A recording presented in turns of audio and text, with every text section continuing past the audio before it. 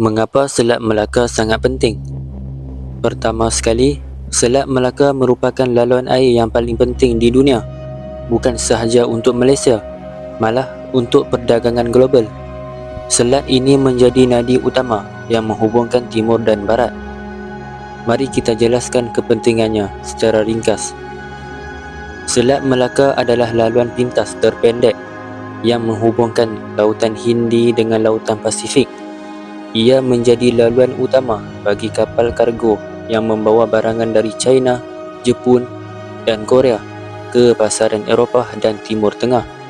Sebelum kita berakhir, ada satu fakta menarik tentang Selat Melaka ini, iaitu jika Selat Melaka ditutup, kos pengangkutan barangan dunia akan meningkat mendadak kerana kapal terpaksa melencong melalui Selat Lombok atau Selat Sunda yang lebih jauh.